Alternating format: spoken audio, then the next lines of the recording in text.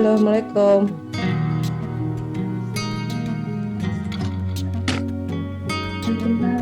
Waalaikumsalam. I think the secretary is not coming, yeah, because she has opened the final project examination session today. Sebentar. Bu Puasa, Agung, do you want to have her presentation first? Salah you. Ya, gimana? No. Do you want to have her presentation first? Pak Agung. It's all up to you. Nggak usah. Ya udah nggak usah nggak apa-apa. Pak Agung butuh nggak? Kalau Pak Agung butuh, Iya apa enggak? Enggak apa? sih. Saya kan pembimbing Pak Agung. Maghdalena apa ya? Maghdalena. Maghdalena mah YouTuber. Maghdalena. Tadi kayaknya udah tak unduh, di mana ya draftmu ya? Magda. Wait. Kok hilang? Sebentar. Do I need to? It's Skripsi. Okay, so we can directly go to the question. What is it? Question session. Q&A session. Okay. Maghdalena, are you ready? Ya, insya Allah ready. Ready. Okay. Yeah. Congratulations that you have reached this step, Maghdalena. And I have watched your presentation, and I think it's clear. I can get your research. What is it?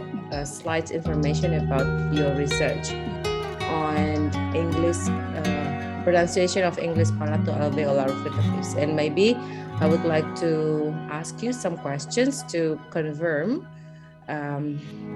your final project. Okay, my first question will be why did you choose SMA 12 students? First, because it's based on my observation during my internship in SMA Negeri 12 Semarang. I found that many students still mispronounce English sounds, especially English palatal alveolar fricatives sounds. Which I found that their English scores were varied. So the student with high scores until the student with low scores face the same problem, even though they have learned English since elementary school, and even some of them I know they took some courses outside school, but they still mispronounce English sounds, especially English palatal alveolar fricatives sounds. So I interested to choose SMA Negeri 12 Semarang students. Okay, has this topic, the pronunciation of palatal alveolar sounds been discussed before? Yes, by Oladipo and Akimola before. So what's the difference between your study and the previous one? The difference is Oladipo and Akimola also did interview, but the interview is to divide the participants based on their exposure to the training, phonetic training. So after that, they did the task and conclude the factors based on their observation on the test, and then they do not provide the information about where the students mostly make mistakes, like in initial, medial, and final cases. Oh, I see. And yours? We'll discuss about those positions. Yes, ma'am. And I also done the interview session. Okay, and we all know that those two sounds do not exist in our language. And you also mentioned that it becomes one of the reasons why they have problem with this pronunciation with these sounds. Yes, ma'am. Yeah. Okay, and so how did you do your research? First, I prepared a list of words containing English lingo audio sounds. The total is 120 words. I looked up from the Oxford Dictionary, and then I gave it to the students and asked them to read aloud those words and recorded their voices and submitted it to the Google Drive. After that, after the students did their speaking task, I interviewed 30 students to ask them about what are the difficulties they face during the speaking task. Maybe I have the question for the first way you did you collect the data, that is by doing the speaking test, the spoken test, not speaking test, spoken test, that is reading those 120 words. How did you choose those words? Why you have 120 words in it? First, because I need to analyze where the student mostly make mistakes. So I need the equal divide of the words, which is 20 words for each sound in each position. So I can calculate it easily. I find it more easy. Okay, so you have 20 for sh in the beginning, and then sh in the middle, and then in the end. Yes. Okay, and then after that, after the student recorded their sound, then what did you do to analyze the data? I propose the error analysis by Alice, start from identifying, transcribing what the student was saying initially, and then whether the students were correct or not in pronouncing those sounds, and then I start in calculating the data to determine the student's level ability based on phenomenon criterion, and then I display the data to finally conclude the student's ability in the spoken test. Okay, so how did you transcribe the words yourself? They're recording themselves yourself? Yes. Yes. And then how can you make sure that your transcript is correct already? Because the use of audio recording allowed me to repeat the student's voice note. So when I am not sure about the student were saying initially, I will repeat it over and over again. Did you ask somebody else to check your transcription? No, I did not. What is it? Yeah. As you yourself also not the. What is it? I think you need to ask somebody else to check it, because maybe there will be human errors. How many students did that? Sorry? 60. 60 students. Oh, 60. 60 times 120 words. How long did you do it? I did for almost 2 months. So start from the data analysis and calculating data. And you have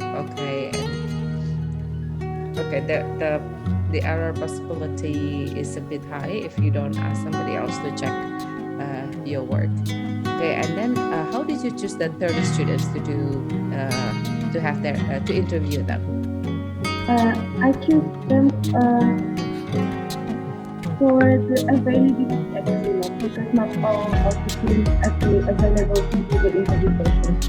Okay, so all of actually all of them have chance to be interviewed. Yes. But okay, so random, yeah. Yes. You choose them randomly, okay, based on their availability. Okay, and how is their result?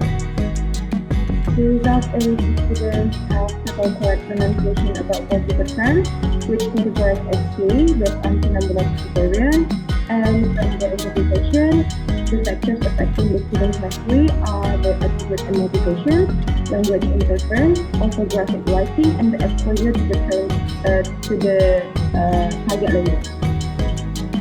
And only one student is excellent. Yeah. Did you interview the excellent student? I actually kind of forget the student which excellent. Not sure. I'm not sure, but there was a student that claimed he is familiar with those words, so he find it easy to pronounce the word. I just remember that it was a girl. So excellent. Okay, for example, here on the appendix, you showed that the student number 33 is excellent. That is the only one student, and I think it will be It will be nice if you know the factors influencing his excellency. So yeah, if you in average, they are considered into fair. Okay, they have fair ability, but yeah, the student, because maybe you randomly interviewed them based on their availability, but maybe you can check for which students belong. Based on the students that you interviewed, in which group they belong to. They belong to. If you see that they are good, so maybe you can see that they are good because of these factors. They are poor because of these factors. This one is excellent because of these factors. If you can do that, it will be much better. Okay, so the factors affecting the students' pronunciation meets the requirements proposed by Gilakjani. How many factors of proposed by Gilakjani? There are, as I remember, age, exposure to the target language interference, orthographic writing, attitude, motivation. And I think that's all. Okay, and which all those factors mentioned by Gilakjani affect the students in SMA 12? No, ma'am. Age is not affecting them because they're all in the same. Oh, because they're in the same. Okay, so I think if you can add that one, identify what factors affect the student's ability depending on their level, it will be much better. Okay, and I think you need to check your writing, your grammar, especially on the use of the conjunction. Because I see that you mistakenly use, I don't know, it's a mistake or error, the use of so and then so that. Because you used so in the beginning of the sentence many times, and then you put comma before so that. I think they are not the right way you use the conjunction in writing. Please check that one. Okay. I think that's all for me. Pak Agu?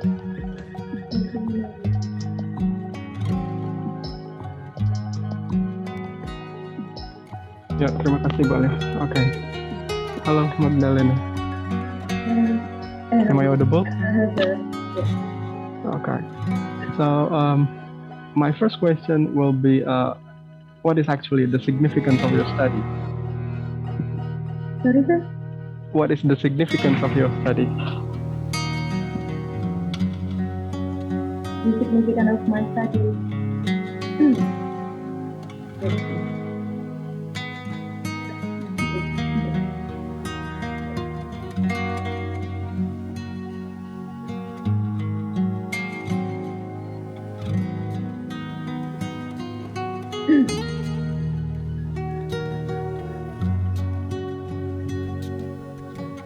the significance of my study is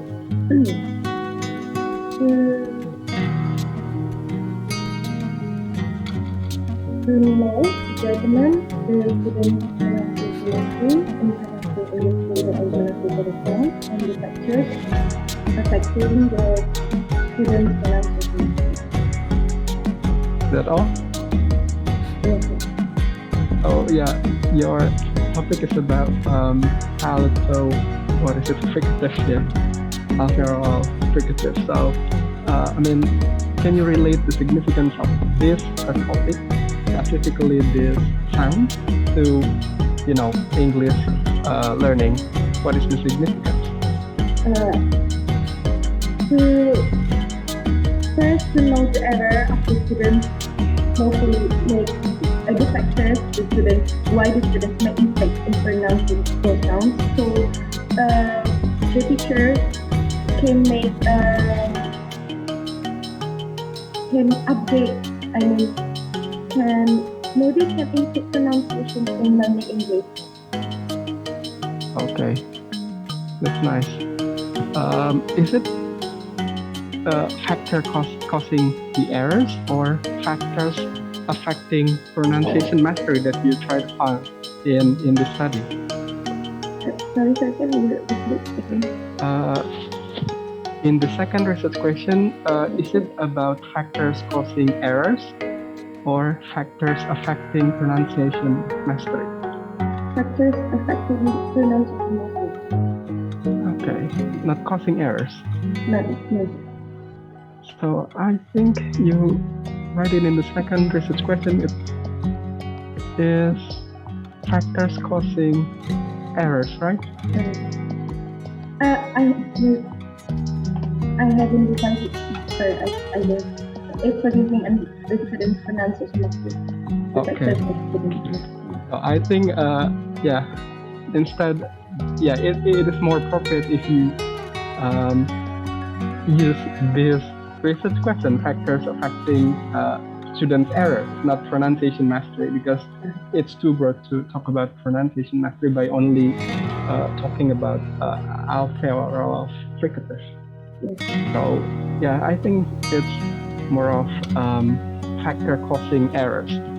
But you need to be consistent, because, for example, in the abstract, first, the aims of the study, one of them is to find factors causing students' mispronunciation, let's say, but then in the result you say that it is the factors for that affect pronunciation mastery. Please be consistent. And then, so in the first chapter, you talk about the role of English as second language, and then as a foreign language, and so on and so forth, as well as a globalization, right? So how is it related to your research on pronunciation? Let's say you talk about globalization. How is it related to pronunciation? Because there are two ways to communicate, written form and spoken form. And if we want to communicate orally, of course, it includes pronunciation. That is why pronunciation is crucial, because if we have this pronunciation, we cannot convince someone that we have a good skill in English, even though, for example, our TOEFL score is high. Is that related to globalization? Yes, sir. For example, in employment, if we want to work abroad, we need to submit such as IELTS and TOEFL, but even though the score is high, but if we cannot speak English fluently or produce English sounds correctly, we cannot convince them that we have a good skills in English. Okay, great.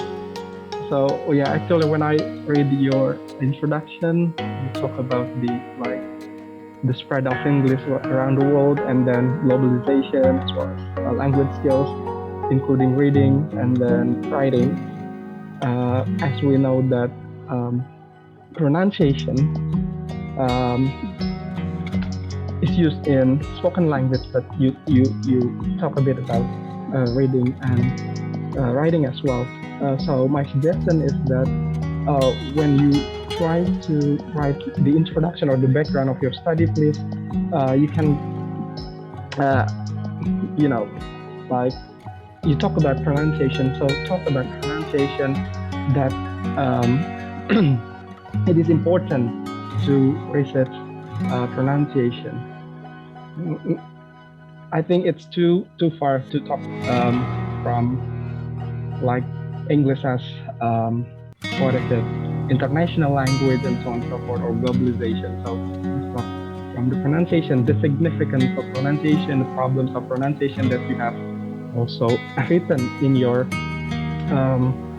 background, but then I need to find it deeper. Itu udah halaman berapa gitu baru ketemu, oh ini maksudnya. Ya. Kemudian, what is actually the sampling technique that you use? It was convenient sampling or what? I use qualitative. No, the sampling technique. I use qualitative, so there is no sampling technique. Okay, you talk about the population of your study, right? Yes.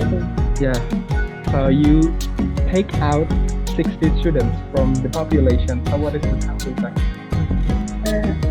Then the sampling technique also because in SMA Negeri 12 I consider them in the same age, same exposure to the target language, and same ability in English.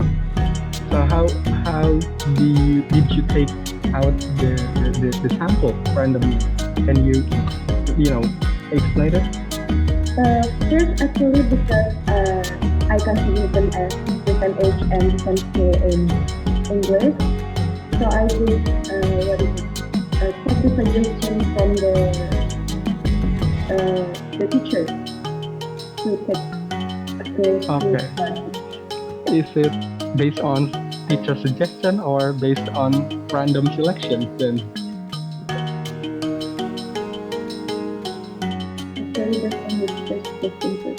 Okay, that's not what is it? Random sampling. So later you can explain that after you talk about your population and then you take out a sample from the population, you can say that it is based on the convenient sampling. Then after that you explain what is meant by convenient sampling.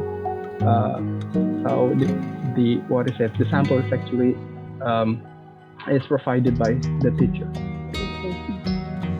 And then how many students were interviewed? I think I missed that information in your 30 students. 30 students. Yes. So based on what? Based on the availability of the time, the student time. Based on? The students availability. Okay. Based on students' availability. So that's also based on what is it?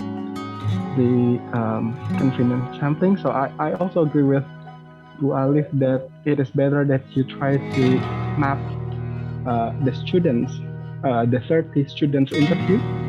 So with how many students in let's say low achiever, medium achiever, or high achiever, that will be better. You can do that. And then so you can see the results. You only mention like the number, the correct answers, and then the incorrect answers or incorrect pronunciation. I think after that you need also, after you talk about the results in general, it is better that you can provide what is it? The results that show each student's performance, each student's score.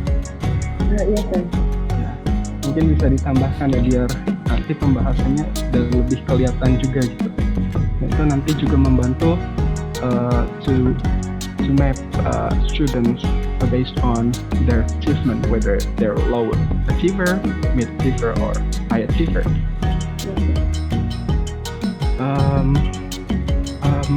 And then what is actually one of the factor that you mentioned is based on attitude of the student affecting student error. So what is actually attitude? How do you define attitude? Attitude is the way they feel or they react to something. Some students mentioned about they're not confident enough, so they just not speak English. That is why they mispronounce the word. Okay, why did you also include motivation? Because there were because it correlated. They not confident enough because they do not have any motivation, not have enough motivation to learn English. Oh, okay. So I think it's better also that you can provide proof students' utterances or students' answers showing that they have no motivation because of their confidence. If you say so. Yes, sir. Kayaknya nggak ada ya yang diambil excerpt-nya dari siswa gitu. Ada yang confident, ada yang tentang motivation nggak? Saya lihat tentang confidence semua soalnya. Motivation ada ke bawah, tapi saya cuma mencantumkan satu yang ketiga. Parents that have no time to learn. Have no time to learn. Is it related to motivation? Okay, so why I ask this question is actually I read the references, the theoretical frameworks about pronunciation problems in chapter 2. So you review previous studies on pronunciation problems, but then you present it one by one based on each study. So I think what I can suggest that you can like collect all the information from the research. So in the pronunciation problems, you can come up with some problems taken from those previous studies. Like for example, attitude. Let's say attitude and motivation, and then what else? What are the problems? Apalagi problemnya apalagi tadi? Language interference. Okay, language interference. Nah, itu di bab 2 mungkin itu kan banyak penelitian yang Anda sebutkan ya, termasuk dari Ramlan dan tadi Rikjani ya, siapa itu? Nah, dan yang lainnya. Coba Anda misalnya gabungkan dari penelitian saya sebelumnya itu yang nyebutin attitude siapa aja gitu. Jadi biar bisa di-define attitude itu apa, kemudian language interference itu apa, didefinisikan dulu, baru yang menyebutkan ini yang menyebutkan ini adalah problem yang ditemukan dalam pronunciation ini gitu. Dan ini juga nanti akan membantu Anda menemukan findings dan tentu menganalisis discussion-nya, sehingga nanti di discussion ketika Anda menyatakan misalnya ini in line with the previous studies, Anda langsung bisa menyebutkan banyak previous studies-nya apa aja gitu. Berarti ini yang revisi bab 2-nya ya, saya menggabungkan hasilnya. Jadi Anda sintesis semua informasi itu sehingga Anda menemukan tema-tema pronunciation problems begitu. Ya. Terus ya, I think those are my questions, but it is only suggestion that you please be consistent in using pronunciation test or spoken test, because it's not speaking test. Ya, tadi udah dibahas Bu Alif, bukan speaking test tapi spoken test. Atau Anda mau bisa juga sebutkan pronunciation test. Soalnya di beberapa tempat saya masih lihat ada kata ini speaking test gitu loh. Okay, kemudian you can also avoid the use as we know in academic writing. Ada beberapa kata as we know itu bisa dihindari untuk di academic writing. Kemudian punctuation juga. Kemudian proper citations and referencing. So it is obvious in your paper that you use direct citation, but I don't know which part which is directly cited. Ya, jadi kalau tahu kan bedanya yang direct citation dan indirect citation? Yes. Ya, bedanya apa? Penggunaan tanda kutip. Nah itu Anda perlu nandain lagi yang tanda kutipnya. Saya lihat ini tanda kutipnya mana kok nggak ada gitu. Nanti diiniin lagi ya. Banyak yang pakai halaman soalnya. Kemudian